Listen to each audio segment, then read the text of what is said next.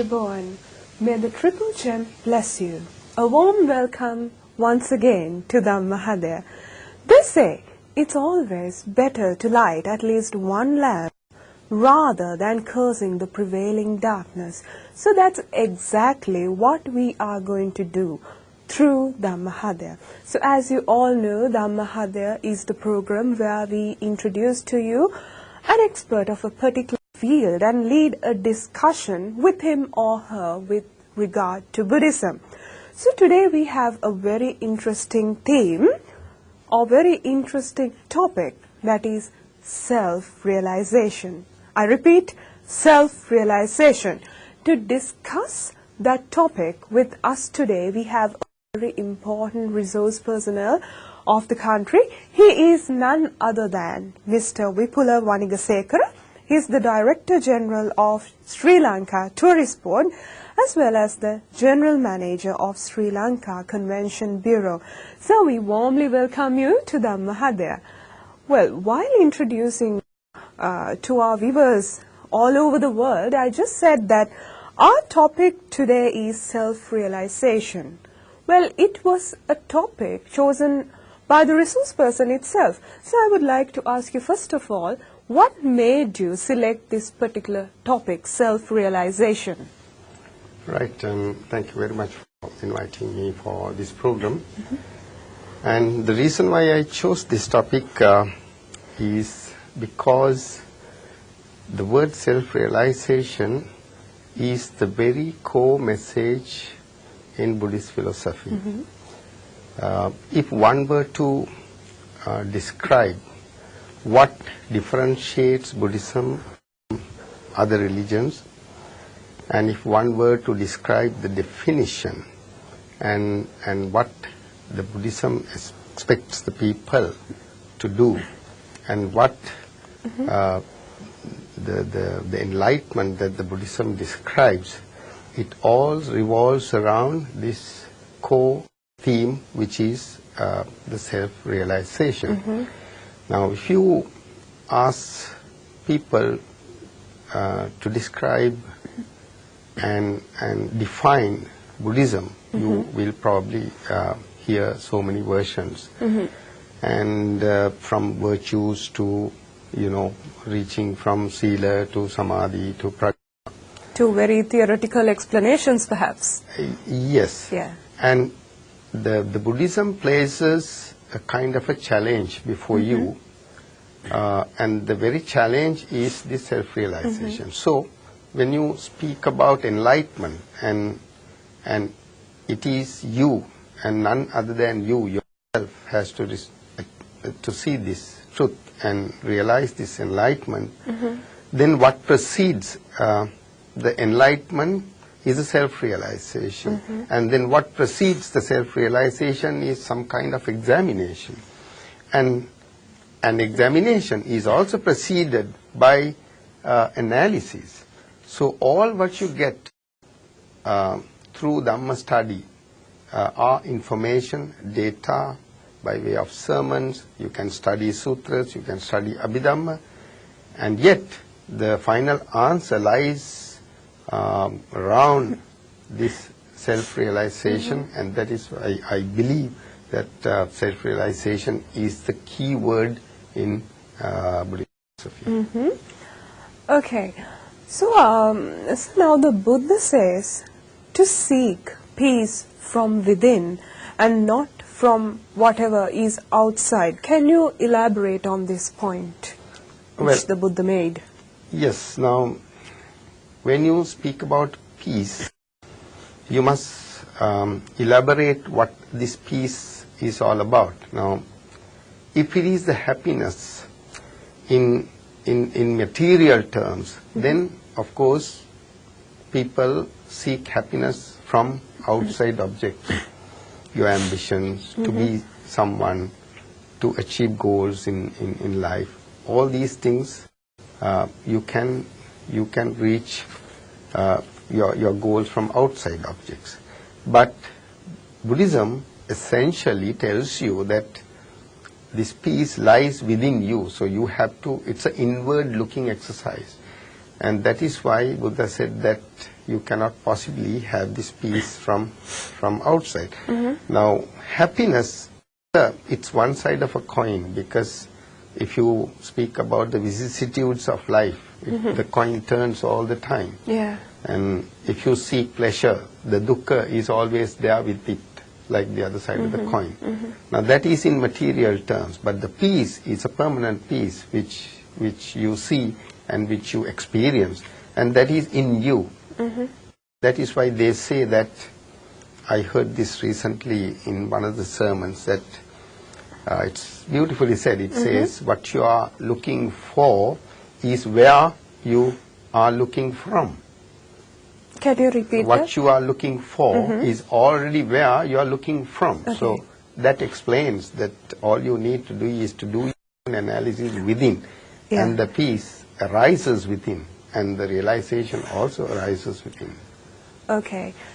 Now, from just what you said, now sir, like we have heard that the Buddha's teachings takes one from being mundane to be supramundane. Now, what is your opinion about it? This is the theoretical explanation with regard to what they say from Laukika Yeah. to Lokottara. And Laukika, they describe all what you do in this life, and Lokottara is, supramundane is the life hereafter. This could be misleading, because then there is a connotation that yes, you have to do something in this life, and then whatever you have to achieve, it comes in a life hereafter, and that probably takes all your chances from this life. Yeah. Whereas Buddha himself said that don't live in the past, because the past doesn't exist, and don't live in the future either, because the future is also an illusion. So all you got is this present moment. And if you are speaking about an enlightenment, self-realization, that may occur on a future date, but it will occur in the now of a future date. Okay. You see? Yeah. So all you have is the present moment, and everything else is an illusion. Okay. And if this is understood, one tends to look at this mundane and supramundane aspects in a different manner, because there is perhaps no point in, even thinking about what you are going to gain in lives to come, which you don't even know, Yeah. because you cannot predict even what will happen in the next 1 hour. It is only in your thought, it's only in your thinking, but what will really happen, the situation thereafter could be totally different. So all you got is this very present moment. So in the light of that, I suppose if you do not look at it from theoretical sense, Yeah. yes, you have a sansaric journey, and you have the vicissitudes that you have to go through, all that Yeah. may be true, but the fact remains is that this present moment is the moment all you have. Okay. Now talking about being in the present moment, sir, how many of us do you think are actually in the present moment? Well, not be misunderstood. Yeah. Well, when you say present moment, okay, just eat and live and Yeah. be happy. It's not what I meant. When It you has say, more depth. yes. Now Uh-huh. it doesn't mean that okay, you plan your work for tomorrow, Okay. and then you study for an examination, All right. and then you have to decide what you are going to do in a week's time. Now it is the thinking, Yeah. which is a body and mind coordination, which happens anyway. Yes. That is required, and your consciousness does it, whether you like it or not. Yeah. But if you really speak about the thoughts with which that you live every day, perhaps 90% or even 99% of the thoughts are not really required, although you are indulged Okay. in these entertaining these thoughts, because the thoughts, they used to call that these are begging thoughts, or these thoughts come to you looking for food. All right. Because and the food is your acknowledgement. You embrace these thoughts, and you are completely lulled into a sphere of something which doesn't exist. Most of your time, if you ask yourself, you are either living in the past or living in the future, and you are living in the future through the past because you have a past experience, and none of these things exist. So if you allow now let me give you an example. Now I'm carrying my daughter's son. Okay.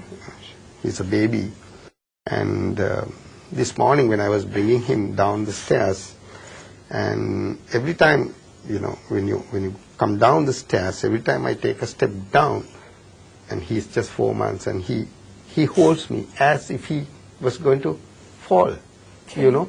Yeah. Now he knows that he's held and he's in safe hands, and yet every time I take a step down, he holds. Now where does he get that intelligence? It's a body and mind coordination which is there anyway. So it's like, you know, so if you go to eat, you know, you eat what the body wants and not what the mind wants, and that will resolve a lot of problem, you know, with regard to overweight, with regard to your shape or something. And it's a different way of thinking. It's another way of thinking about living and living in the present moment. Yes. Now, I think, thank you very much for that idea, sir, because, folks, I think it's really important living in the present moment, because now is the time. The present moment is what we should spend time in, because the present moment only creates the future. So you have to just be in the present moment and not wasting your time living in the past or planning, or rather in the future. As you said, it's an illusion, to be correct. So now, listening to you, I feel, now the Buddhist teaching, does it not sound very complicated as it's written in all these scriptures? Is it that simple? Let me put it this way. Now we have some thousands of sutras that Buddha has preached at various stages of his life. And as you know, he went in search of people, walked thousands and thousands of miles, looking for people whom he thought would understand this philosophy and benefit from it. And then you also have this Abhidhamma in scriptures, which explains the analysis of the body and mind. And then if one gets the impression that you need to acquire all this knowledge to go somewhere or attain a Maggapala, in which case one needs to again go back to the Buddha's lifetime, where people like Sopaka or the son of Anepindu or even Magandhi's father wouldn't have attained any stage because they listened to Buddha only for a few minutes. Now, if you